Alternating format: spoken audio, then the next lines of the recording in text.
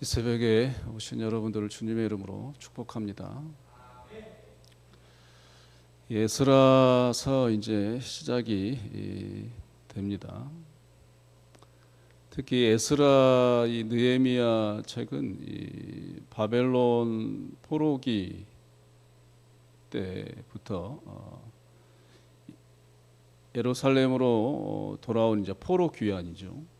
이 포로 귀환 이 3차 직전까지 에스라가 기록이 내용입니다.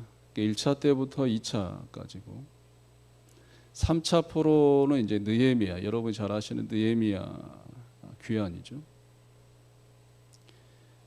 BC 537년에 에스라 기록이 내용이고요. BC 444년에 이 느헤미야 3차 귀환까지의 내용이 기록되어 있습니다. 이게 에스라서와 이 느헤미야는 이 북이스라엘과 남유다의 패망 이후에 그 역사를 들여다볼 수 있는 아주 귀중한 이 자료이기도 합니다. 물론 성경책이기도 하지만 역사 기록서입니다. 시대적 상황을 좀 볼 필요가 있는데, 이 바사는 이제 페르시아죠. 페르시아는 지금 이란이잖아요.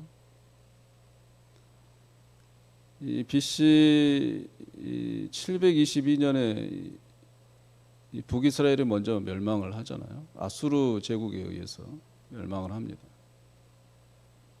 근데 아수르 제국은 이 세계의 또 패권이 바뀝니다. 이 바벨론에 의해서 이제 멸망을 당하는데, 이 바벨론은 또 이 남유다의 이 3차 침략을 통해서 이 남유다가 이제 586년에 이제 패망을 하게 되잖아요. 근데 또 이 바벨론은 또 정권이 오래 가는 게 아니라 이 또 페르시아 이 패권에 의해서 이제 또 멸망을 하게 됩니다. 그래서 결국 이제 오늘 본문에 있는 이 페르시아 왕 이 고레스에 의해서 이제 포로가 귀환이 1차 포로 귀환이 예루살렘으로 되는 그런 내용이죠. 이 바사왕 고레스 왕은 선한 왕이 아니에요, 사실. 왜냐하면 이방 이 페르시아 제국은 다신교 국가입니다. 그래서 이제 오늘 본문에 보면 예루살렘으로 가라, 예루살렘에 하나님의 참 신이시다라고 하는데, 뭐 우리가 생각하는 참 기독교 크리스찬이 고백하는 그 진솔한 참 신이신 하나님 이렇게 고백하는 그 수준 정도는 아니고, 이 페르시아 제국의 식민 정책이 다른 제국과 달랐어요. 기존에 있던 아수르와 이 바벨론 제국은 이 말살전 정책을 폈다면, 이 페르시아 제국의 정책은 포용 정책이에요.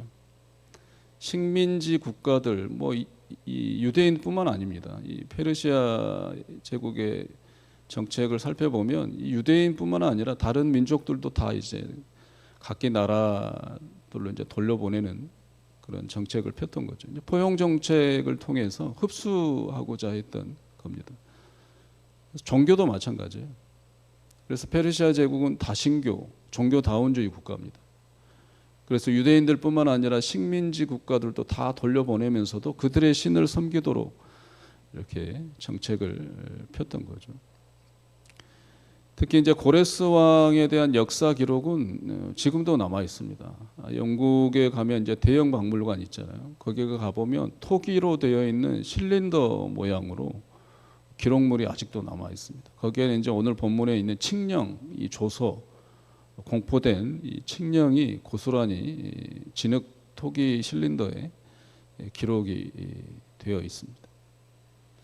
그리고 고레스 왕의 이 무덤도 지금 이란 땅에 지금 보존돼 있어요.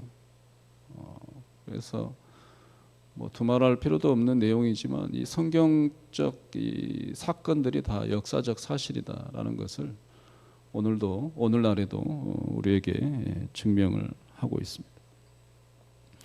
어찌됐든 중요한 것은 이런 이 역사의 흐름들, 또 사건들, 또 고레스 왕, 이 페르시아의 이 제국의 왕의 어떤 다신교 신앙이지만 그 사람을 써서라도 우리 하나님은 당신의 말씀을 분명히 이루신다라는 사실을 오늘 1장을 보고서도 우리는 확인해 볼 수 있습니다.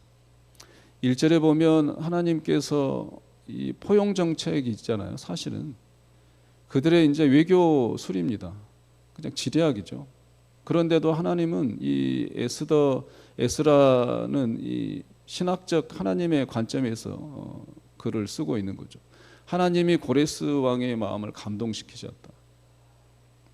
세상 사람들이 보기에는 뭐 강대국의 외교술이고 또 식민지 국가들의 어떤 호응을 얻어내기 위한 이 포용 정책이라고 역사 체계에 기술하지만 이 에스라 선지자는 이 사건들을 다 하나님의 관점에서 이제 보는 거죠. 바로 이게 우리의 신앙의 또 신앙인들의 삶의 태도고 또 고백이어야 합니다.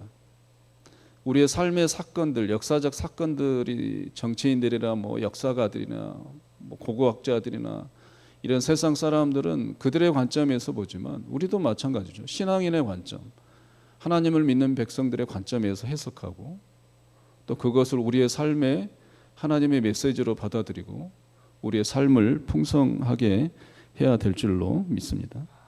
감동시키다의 뜻은 말 그대로 자극하다라는 뜻입니다. 그 사람의 마음을 하나님께서 자극하는 거예요. 하나님은 우리의 마음도 늘 감동시키잖아요. 자극하는 거예요. 사건을 통해서 자극하신다든지 또 사람을 통해서 자극한다든지 또 우리의 스스로의 어떤 생각, 뭐 자괴감도 될 수도 있고 양심도 될 수도 있고 그런 것을 통해서 우리 하나님은 늘 말씀하시지만 또 감동하시는 또 자극하시는 그런 분이세요. 그러나 이것에 대해서 민감하지 못하면 그 자극을 느낄 수가 없습니다. 세상 사람들이 그래요. 하나님에 대한 민감함이 상실되고 둔감하고 그게 두꺼워지니까 하나님이 아무리 감동해도 자극을 해도 이게 느껴지지 않는 거예요. 무지한 거, 영적 무지라 그러죠. 오늘 하루 살아가면서도 이런 하나님에 대한 무지가 아닌 또 무감각이 아닌 하나님의 그런 주의 영에 대한 자극하심에 민감한 우리 귀한 백성들 되시기를 주의 이름으로 축원합니다.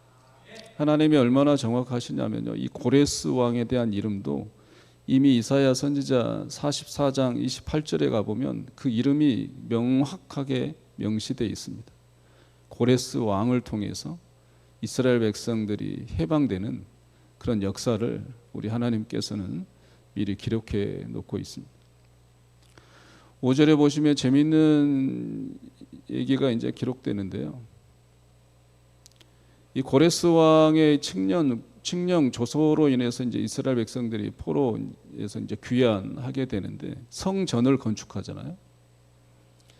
어찌됐든 이방인의 왕에 의해서지만 하나님의 어떤 주도 섭리에 의해서 이 일이 이루어지는 전제하에 하나님의 일을 하라라고 순종해서 물론 이스라엘 백성들이 다 돌아온 건 아니에요.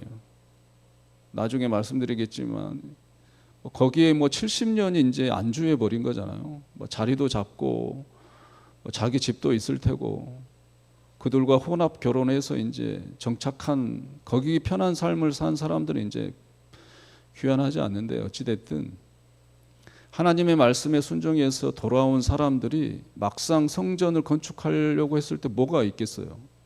이스라엘 땅은 다 폐허가 됐고 뭐 농사를 지어서 이익이 있었던 뭐 그런 자리가 없었는데 근데 5절에 보면 하나님의 말씀으로 순종해서 돌아와 보니 돕는 이들이 생겨나는 거예요. 주변인들이 크리스찬들이 다 아니에요. 하나님의 말씀에 순종하니 내가 상상하지 못한 교회도 다니지 않는 그런 사람들이 다 일어나서 그 하나님의 성전 일을 돕겠다고 나타나는 거예요. 이게 하나님의 일하심입니다. 우리가 생각하지 못한 그런 사람들이 우리가 하나님의 일을 하고자 할 때, 하나님 앞에 올곧이 서고자 할 때 우리에게 돕는 이가 되고, 심지어 불신자라 할지라도 우리가 하나님의 일에 그런 순종하는 마음과 정말로 깨끗한 마음으로 하나님의 일을 하고자 일어설 때 불신자들도 같이 일어서게 되는 역사가 오늘날도 일어납니다. 그런 귀한 우리 백성들의 삶과 우리 교회의 그런 앞으로의 사역이 되기를 주의 이름으로 축원합니다. 7절 보시면 또 이것도 하나님의 섭리죠. 사실 모든 침략 이후에 가지고 가는 것은 다 이제 파괴가 되는 거예요. 궁전 기물들은 다 파괴됐습니다. 이용되고 뭐 녹아서 자기들이 쓸만한 뭐 장식품들 다 만들고, 성전 기물들도 사실 그러는 게 당연해요. 왜냐하면 다 금으로 만들었거든요. 근데 7절에 보면 다 창고에 들어가 있어요. 이것도 신기한 거예요. 궁전 기물들도 물론 금으로 만들어진 것들인데 그런 것들은 다 녹여져 가지고 다른 형태로 만들어졌단 말이에요. 근데 오늘 포로 귀환에 있어서 고레스 왕이 다 가져가라, 창고를 열어서 다 가져가라. 이게 성전 기물들만 이렇게 보존되어 있는 것. 이스라엘 백성들이 이 성전 기물들이 파괴되지 않고 그들에게 이제 뭐 그냥 거저줘서 가져가는 거잖아요. 고국 땅으로. 이 성전 기물들이 얼마나 고귀합니까? 거룩하고 그들에게 있어서는. 파괴되지 않고 그대로 있는 기물들을 가슴에 품에 안고 자기 고국 땅으로 돌아간다. 그 감격은 우리는 상상할 수가 없습니다. 하나님의 그 살아계심에 대한, 일하심에 대한 그것을 내 품 안에 안고 온몸으로 전율하면서 고국 땅으로 가는 거예요. 상상하며 가는 거죠. 성전을 지을, 하나님의 이 위대하심을 찬양할 그런 위대한 감격과 그런 위대한 또 기대와 또 손으로 만져지는 하나님의 일하심이 오늘 하루 우리 모두에게 있기를 주의 이름으로 축원합니다. 이게 다 하나님의 말씀의 예언의 성취예요. 예레미야 29장 10절에 가보면 그런 말씀 있잖아요. 바벨론에서 70년이 차면 내가 너희를 돌보고 나의 선한 말이 너희에게 이루어 너희를 이곳으로 돌아오게 하리라. 하나님의 다 말씀이에요. 하나님의 성취란 말이에요. 그런 하나님의 위대한 말씀이 오늘도 살아서 우리를 자극시키시고 또한 우리들을 통하여 일하실 그 하나님의 예상치 못한 그런 사람들도 붙여주신다. 그런 하나님의 위대한 말씀이 끝내 승리하신다 라는 이 사실을 믿고 오늘 하루도 기쁨으로 살아내시기를 주의 이름으로 축원합니다. 기도하겠습니다. 하나님, 부족한 저희들을 이 새벽에 하나님 살리시고 하루를 허락하신 이유는 분명히 하나님의 뜻을 이루기 위함이신 줄 믿습니다. 하나님, 우리로 하여금 자극하시되 우리가 그 하나님의 감동하심을 온전히 느낄 수 있는 영적 민감함이 회복되는 주의 백성들 되게 하옵소서. 그리하여 하나님의 감동하심으로 확신하며 오늘을 살아낼 때 사면의 모든 사람들이 일어나 우리를 돕고 함께 하나님의 뜻을 이루는 그 장관을 우리의 눈으로 보게 하옵소서. 70년의 그 허망한 슬픔의 억압의 세월이 끝나 결국 끝내 하나님의 말씀은 성취되어 성전의 그 거룩한 기물들이 내 품 안에 있어 고국 땅으로 돌아가 하나님의 그 위대한 성전을 건축할 그 꿈을 꾸고 기쁨으로 그 슬픔을 뒤로하고 내달렸던 이스라엘 백성들처럼 주의 백성들이 그러한 기쁨의 말씀을 품에 안고 세상으로 달려가오니 하나님이 이들과 함께 하셔서 그러한 기쁨과 감동과 전율이 퇴색되지 않고 혼합되지 않고 온전히 하나님의 그 감동만으로 오늘 하루 살아내게 하옵소서. 연약함 속에 하나님의 능력이 거하신다고 하셨으니 오늘 하루 우리의 연약함을 자랑하여 하나님의 능력이 나타나게 하옵소서.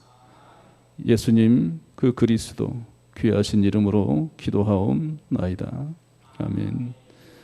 하늘에 계신 우리 아버지, 아버지의 이름을 거룩하게 하시며 아버지의 나라가 오게 하시며 아버지의 뜻이 하늘에서와 같이 땅에서도 이루어지게 하소서. 오늘 우리에게 일용할 양식을 주시고 우리가 우리에게 잘못한 사람을 용서하여 준 것 같이 우리 죄를 용서하여 주시고 우리를 시험에 빠지지 않게 하시고 악에서 구하소서. 나라와 권능과 영광이 영원히 아버지의 것입니다. 아멘. 이 새벽도 우리 나라와 민족을 위해서 기도해 주시기 바랍니다. 그리고 우리 봉상 전도대 이제 시작했습니다. 이번 주 토요일 또 10시 모여서 우리가 또 기도하고 또 전도합니다. 또 많은 이들이 함께 할 수 있도록 또 우리 전도대를 통해서 또 우리 교회가 또 하나님의 뜻을 이루는데 또 앞장서는 교회 되게 해달라고 많이 기도해 주시기 바랍니다. 개인 기도하시다가 평안히 돌아가시기 바랍니다.